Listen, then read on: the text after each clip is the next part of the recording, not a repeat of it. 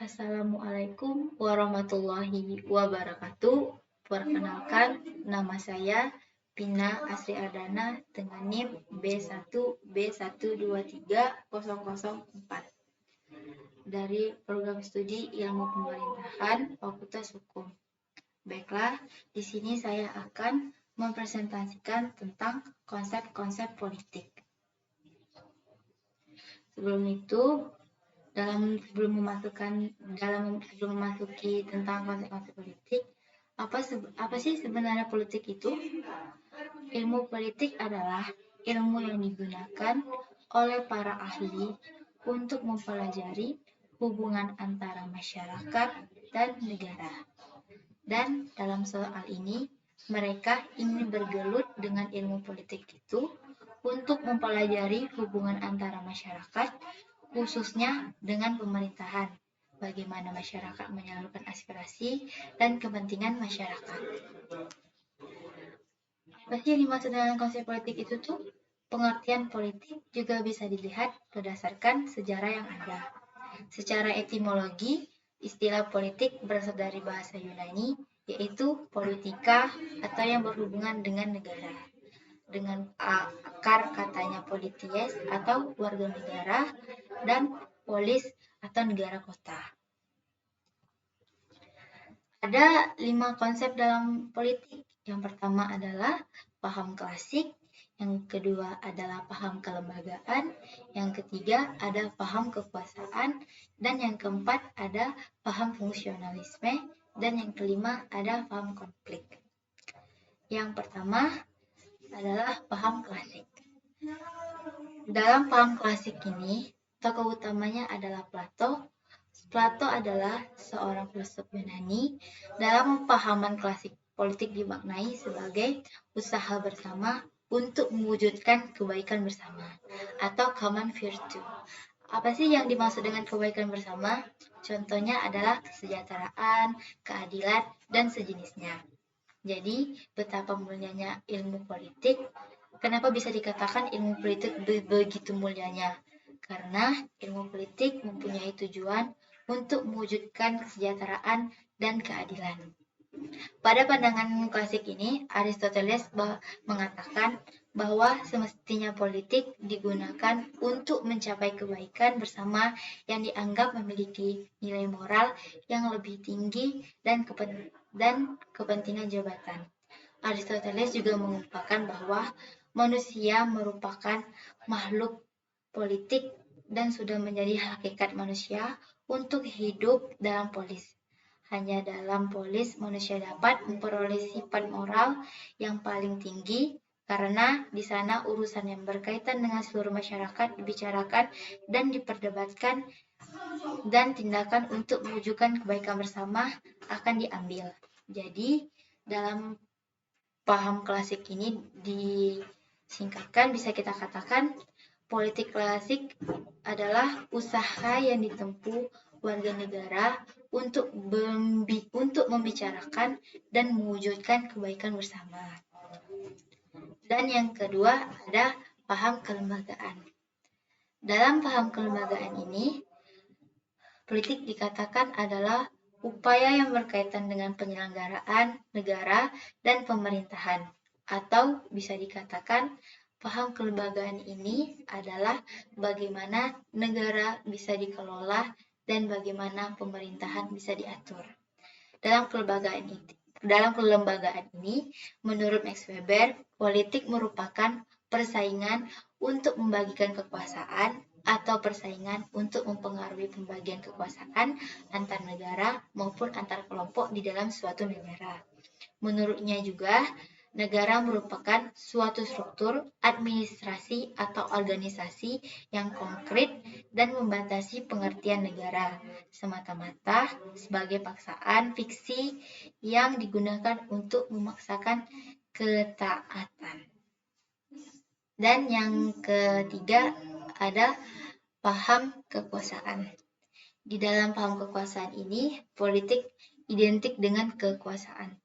Menurut Friedrich, menunjukkan kepada kita bahwa segala sesuatu dalam tingkah laku manusia, satu-satunya faktor yang menentukan ialah daya pendorong hidup atau hawa nafsu. Dalam kekuasaan ini, Robertson mengatakan, politik adalah kegiatan mencari dan mempertahankan jabatan ataupun menentang pelaksanaan jabatan.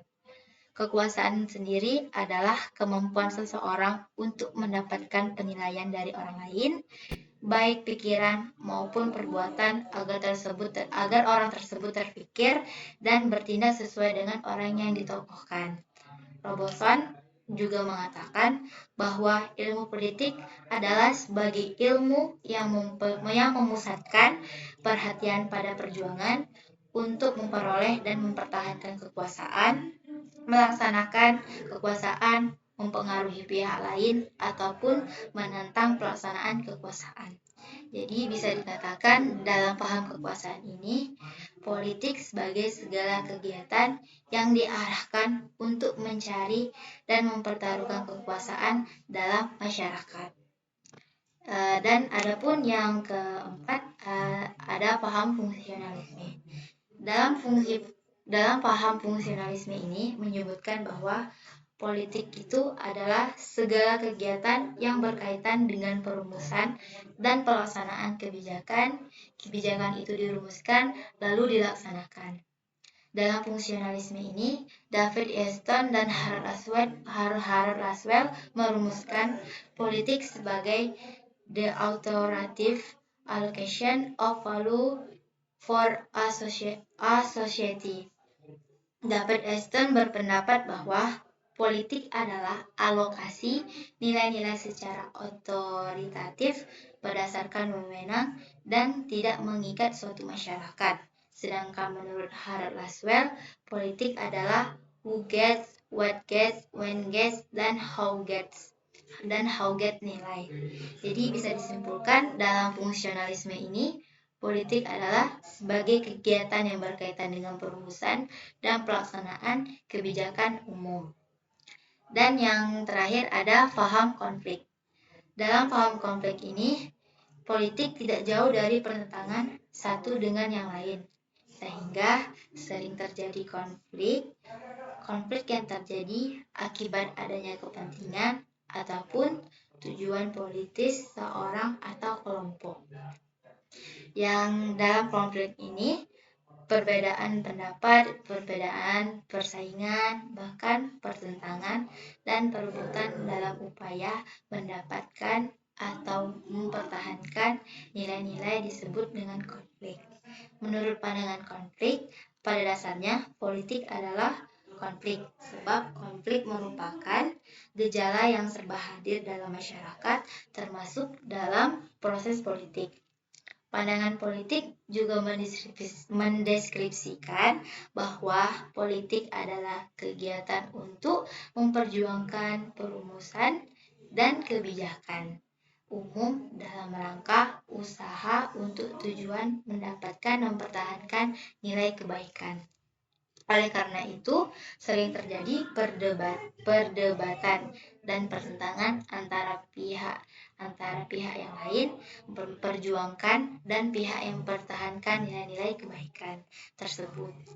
Jadi, kelemahan konsep ini adalah tidak semua konflik berdimensi politik positif.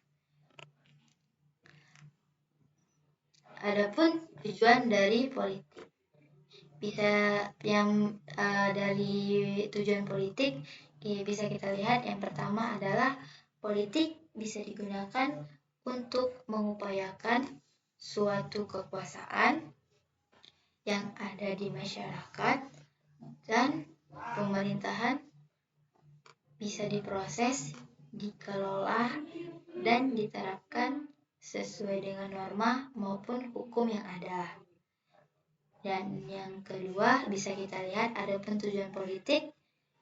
Politik bisa digunakan untuk membuat suatu kekuasaan yang ada di masyarakat dan pemerintahan dapat memperoleh, mengenal, dan menerapkan demokrasi secara menyeluruh. Adapun yang terakhir dari tujuan politik bisa digunakan untuk menerapkan dan mengelola politik yang ada di masyarakat dan pemerintahan sesuai dengan kerangka guna mempertahankan prinsip negara. Baiklah, hanya itu dari konsep-konsep politik, dari yang konsep politik yang dapat kita jelaskan. Yang pertama ada paham klasik, yang kedua ada paham kelembagaan, yang ketiga ada paham kekuasaan, dan yang keempat ada paham fungsionalisme, dan yang kelima ada paham konflik. Dari semua konsep-konsep politik, hanya itu yang dapat saya sampaikan. Wassalamualaikum warahmatullahi wabarakatuh.